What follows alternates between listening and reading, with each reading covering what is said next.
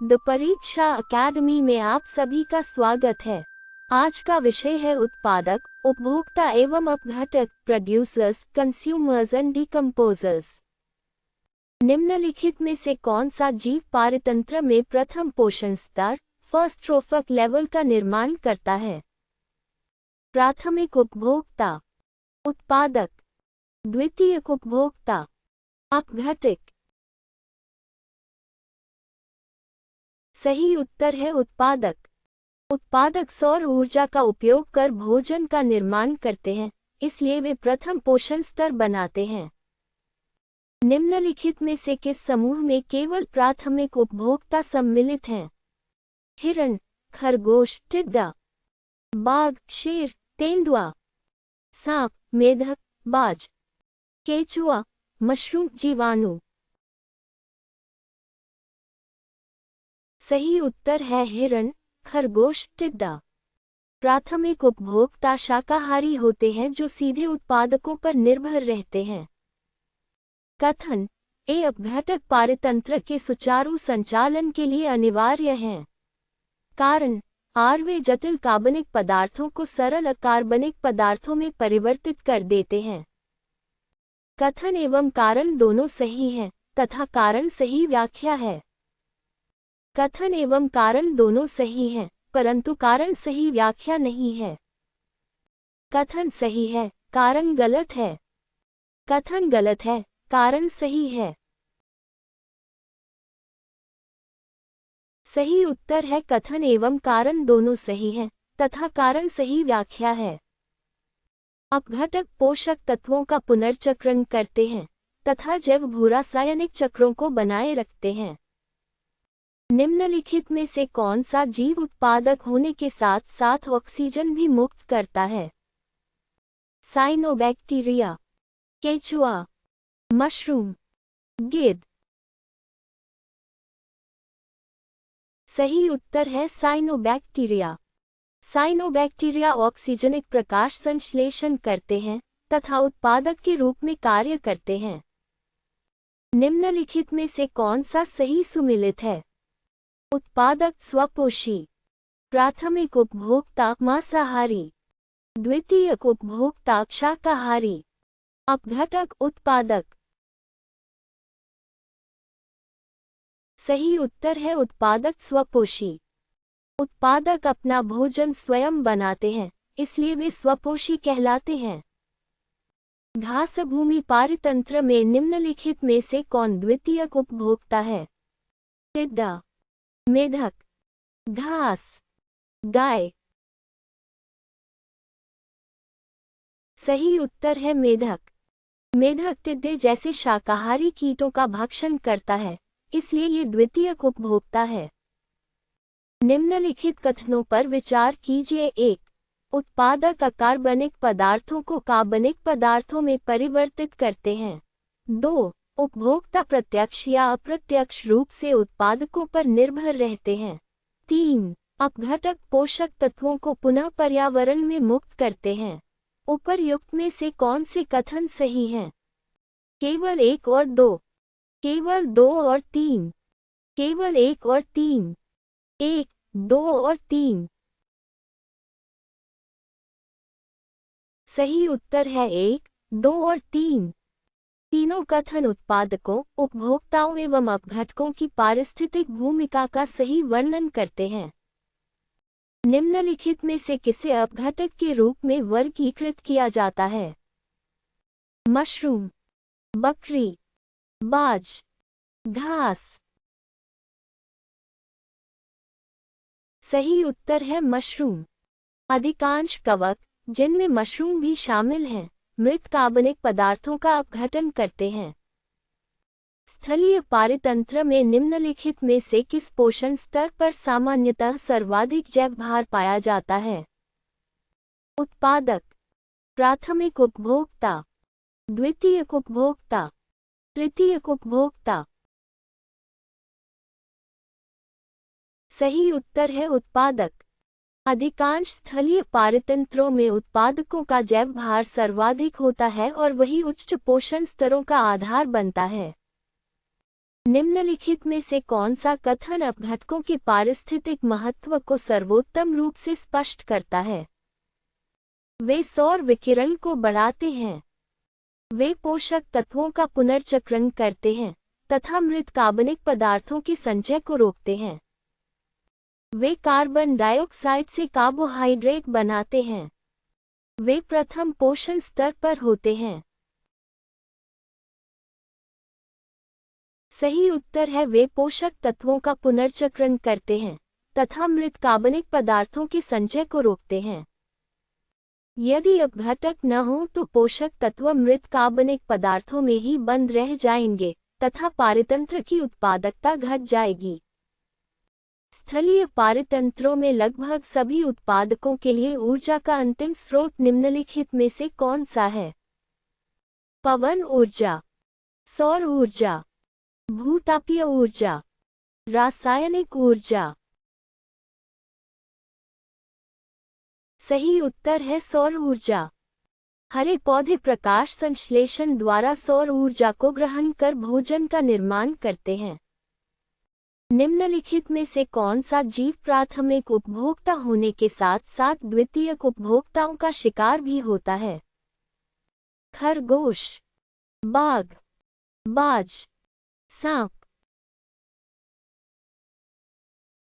सही उत्तर है खरगोश। खरगोश पौधों पर निर्भर शाकाहारी है तथा मांसाहारी जीवों का शिकार बनता है। निम्नलिखित में से किसे सामान्यतः तृतीय पोषण स्तर पर रखा जाता है?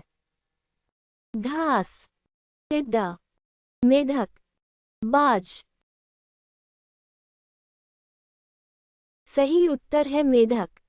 मेढक शाकाहारी कीटों का भक्षण करता है, इसलिए ये द्वितीयक उपभोक्ता तथा तृतीय पोषण स्तर पर होता है।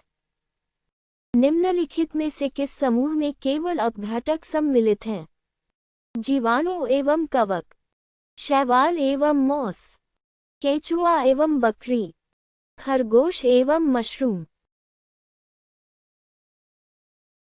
सही उत्तर है जीवाणु एवं कवक।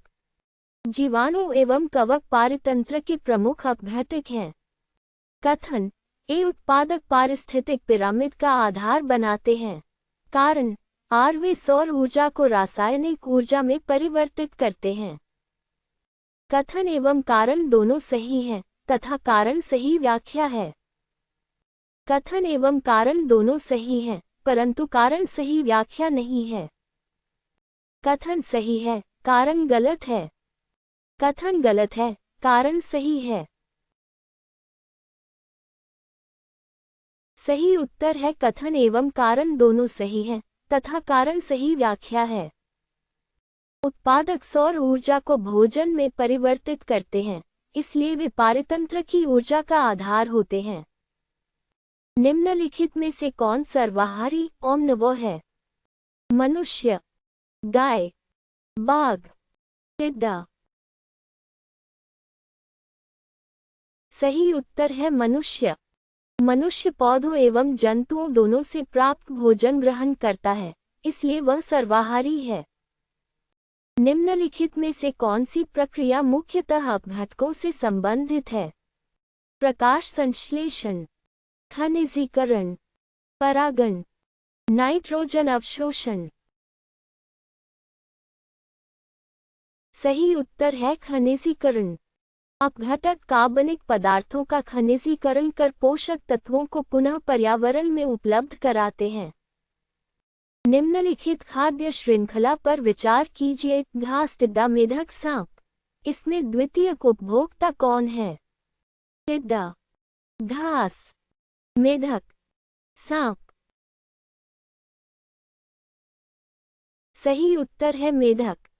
मेढक प्राथमिक उपभोक्ता टिड्डा का भक्षण करता है, इसलिए ये द्वितीयक उपभोक्ता है। निम्नलिखित में से कौन सा जीव डिट्रिटिवोर तथा अपघटन प्रक्रिया दोनों से संबंधित माना जाता है? केचुआ, शेर, नीम का वृक्ष, खरगोश। सही उत्तर है केचुआ।